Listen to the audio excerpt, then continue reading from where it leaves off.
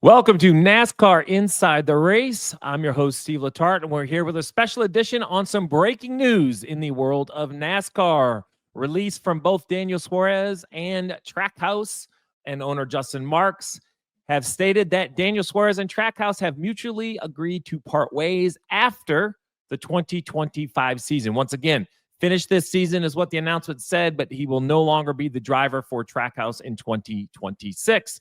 Both the owner and the driver released statements. We'll take a look at first the owner, Justin Marks, the owner of Trackhouse Racing. He says the role that Daniel has played in the Trackhouse origin story and its first 5 years will remain a valued part of the company's history forever.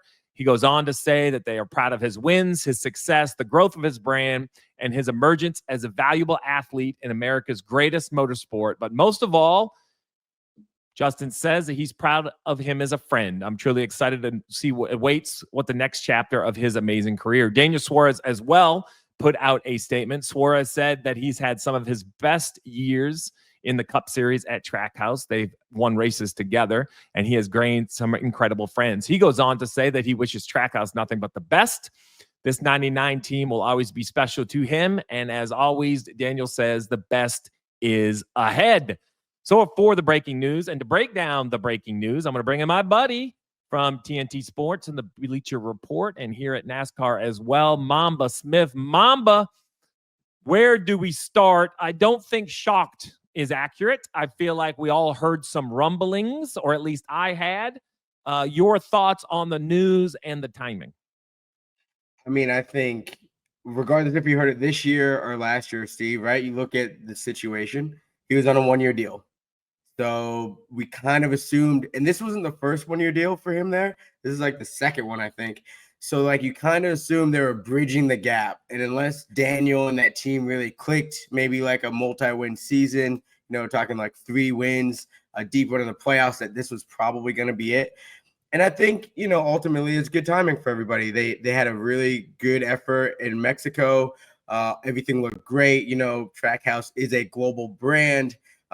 They have our first international champion and Daniel Suarez. And so everything looked good. It was a nice little bow on top of their relationship to end it. But, I think we all kind of knew this was coming. And we had Daniel Suarez on the Kevin Harvick Happy Hour podcast, and he talked about this. And he was like, it kind of seemed like he was ready for it to be over, Steve. So I think this is kind of just a good way to part ways for everybody. Yeah, clean update on the numbers. So this is his 5th season at Trackhouse. He has 162 starts, 2 wins. He won at Sonoma. He also won at Atlanta in one of the craziest 3-wide finishes that put him into the playoffs a year ago. When I look at his average finish, though, over the last few years, and this isn't fair to put this all on Daniel, because when I look at Chastain, his average finish has dwindled a little as well. But you look like his average finish in 2022 was like 16 and a half. Then it went to 19. Then it went to 18. Now it's up over 22. He's all the way back to 29th in points. I think that this is something that everybody wanted to make work. I think Daniel wanted to be there and Trackhouse wanted him there. But in the end, business has to reign supreme. And I think this was a business decision. Why now? I actually applaud the parties involved. So for a couple of reasons. Trackhouse has to move forward with their plan. I think we can all assume what it is. They have a bunch of drivers in the pipeline, one being Connor Zilic, who may be the most touted young star since maybe Kyle Larson was around that age. Yep. We don't know if that's what's going to happen. There's been no announcements, but he is in the Trackhouse pipeline. We also know that if something was going to happen, Daniel has to go out and find a ride. So I will tell you that while this is uncomfortable, I think this is the way to do it, because I think this is the only way this 99 has success to finish this year off. If this happens, in the shadows and in the whispers and doesn't become official, how does Daniel move forward? How does Trackhouse move forward without the relationship becoming more sour? Yeah, no, you can't. Right. And like, as the driver, you're like, wow, these guys are like, I'm out. And the team is everyone stepping on eggshells, and the relationships, the bonds that you've built with your team have now started. The foundation of that is now crumbling, and that's not fun for anybody. So applaud everybody for being like, let's just get this out in the open and let's enjoy the last half of the season together instead of being at odds and making it awkward. Also, got to give Daniel a lot of credit. He stepped into that situation when the team, we were supposed to go next gen racing. and it got delayed a year, and that changed the team's dynamic on when they were going to start. Like they had to kind of start early because they had to get it going, and Daniel stepped in, and they did a good job off of the team that how they had it. Right now, fast forward, Trackhouse isn't this isn't new for them, changing their driver lineups. Right, Zane Smith. Everyone forgets Zane Smith was a Trackhouse driver. He was in the pipeline, and Justin Marks and that group were like, "We like you, but we don't really know how this is going to work anymore because it changed." SVG came in, won a race, right? Won at Chicago, and then you got this kid named Connor Zilic, who's he's just winning everything. Like it's hard to keep that. You got to give the talent and the guys that are winning, you got to give them more leash to get going. So now you look at the Red Bull situation, right? Red Bull's there. They're there for a reason. You know what I mean? And they sponsor Connor Zilic for a reason. So I'm not saying Connor is in, but I would say it's if you're looking at the what do they call the tea leaves there, Steve, the tea leaves, it points to that. Yeah, you mentioned Red Bull. They are both Connor Zilic, but also SVG, both Red Bull athletes. Let's look at those tea leaves then for the driver. Let's talk Daniel Suarez, potential opportunities where we think he should go or shouldn't go. Let's just remind the fan that he just won in Mexico City in a junior motorsports car, wrecked in practice, went into a backup car, and went from basically last to first to win. So he has the ability, he has the pedigree to put it in victory lane 2 times in 305 starts in the Cup Series, but just a couple weeks ago in Xfinity. What do you think? Steve, in a car that he doesn't typically drive.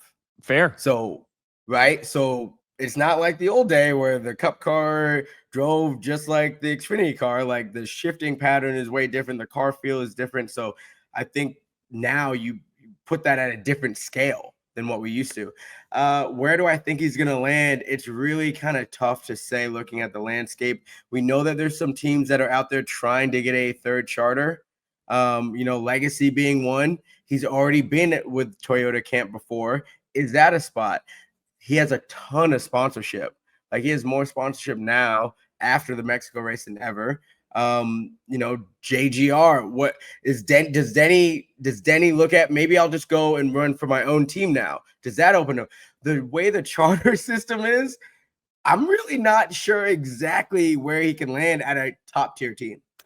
Yeah, it seems pretty full in what I would consider top tier. And how do I define that? I would say organizations winning multiple races, right? You can kind of loop those as Penske, Gibbs, Hendrick, circle them up. I think those seats seem pretty secure. But I agree with you that he has a lot of sponsorship. He also just has a lot of interest in general. Forget the dollars and cents, right? As one of the only 2 international stars in the field, SVG being the other. I do think he has the ability to tap into another resource of support.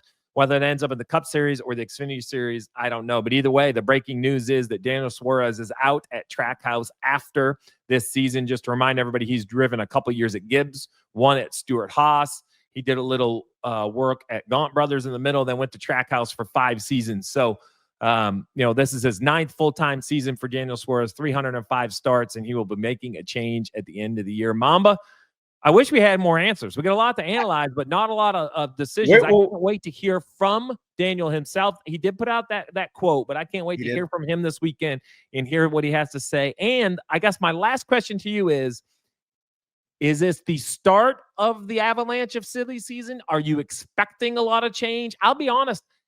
I feel like this is quieter than last year. Last year seemed over the top with shifting in the garage area. Where's your tea leaves on the rest of the garage?